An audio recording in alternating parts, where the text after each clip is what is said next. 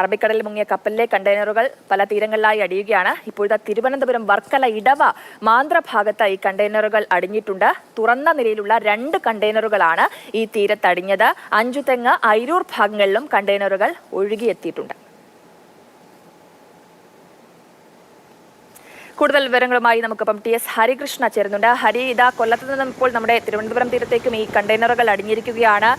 എപ്പോഴാണ് ഈ കണ്ടെയ്നറുകൾ അടിഞ്ഞത്? എന്താണ് പ്രദേശത്തെ ഒരു സ്ഥിതി?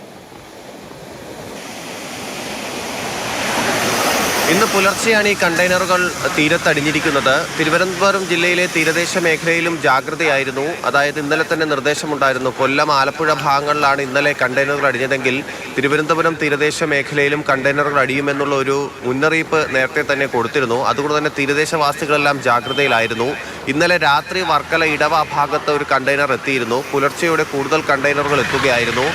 മാത്രമല്ല അഞ്ചുതെങ്ങ് അയിരൂർ ഭാഗത്തും കണ്ടെയ്നറുകൾ തീരത്തടിയുകയാണ് ഉണ്ടായത്. ഇതിൽ കൃത്യമായ നിർദ്ദേശം നൽകിയിട്ടുണ്ട്. ഈ കണ്ടെയ്നറുകൾ കാണുകയാണെങ്കിൽ അധികൃതരെ വിവരം അറിയിക്കുക, അതിൻ്റെ അടുത്ത ഭാഗത്തൊന്നും പോകരുത് എന്നുള്ള നിർദ്ദേശം നേരത്തെ തന്നെ നൽകിയിരുന്നു.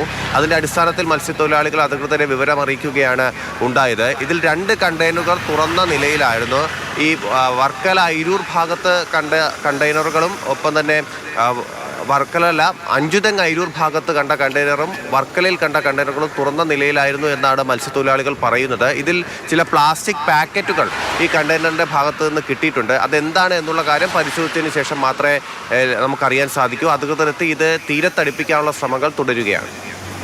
ഹരി, അതേപോലെ ഈ കണ്ടെയ്നറുകൾ കാണാൻ അവിടെ ആളുകൾ തടിച്ചു കൊടുക്കുകയോ അങ്ങനെ എന്തോ ചെയ്തിട്ടുണ്ടോ? കാരണം കൊല്ലത്തൊക്കെ നമ്മൾ കണ്ടതാണ്, ധാരാളം ആളുകളായിരുന്നു ഈ കണ്ടെയ്നറുകൾ എത്തുമ്പോൾ വന്നിട്ടുള്ളത്. ഇവിടെ എങ്ങനെയാണ്? അങ്ങനെ ഒരു സാഹചര്യമുണ്ടോ? വർക്കല ഭാഗത്ത് ഒരു ജനവാസ മേഖലയല്ല എന്നാണ് അവിടുന്ന് ലഭ്യമാവുന്ന വിവരം. അതുകൊണ്ട് തന്നെ അങ്ങനെ ഒരു ആശങ്കപ്പെടേണ്ട സ്ഥിതി അവിടെ ഇല്ല. പക്ഷേ അഞ്ചുതെങ്ങ് ഭാഗത്തത് ജനവാസ മേഖലയാണ്. കൂടുതൽ പേർ അവിടെ എത്താനുള്ള സാധ്യതയുണ്ട്. അങ്ങനെ എത്തുകയാണെങ്കിൽ കൂടിയും, ഇത് കാണാൻ വേണ്ടി എത്തുകയാണെങ്കിൽ കൂടിയും കൃത്യമായി ഈ ജാഗ്രത പാലിക്കണം എന്നുള്ളൊരു നിർദ്ദേശം, ആരും എടുത്തു ചാടി അതിൻ്റെ അടുത്തേക്ക് പോകരുത് എന്നുള്ള നിർദ്ദേശം നൽകിയിട്ടുണ്ട്. അവിടെ നിന്ന് ഏകദേശം ഒരു 200 മീറ്ററെങ്കിലും അധികം മാറി നിൽക്കണമെന്നുള്ളതാണ് നിർദ്ദേശം.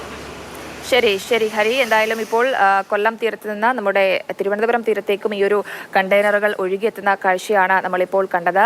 ഈ പ്രദേശത്ത് 2 കാലിയാണ് എന്നുള്ള വിവരമാണ് ഹരി റിപ്പോർട്ട് ചെയ്യുന്നത്.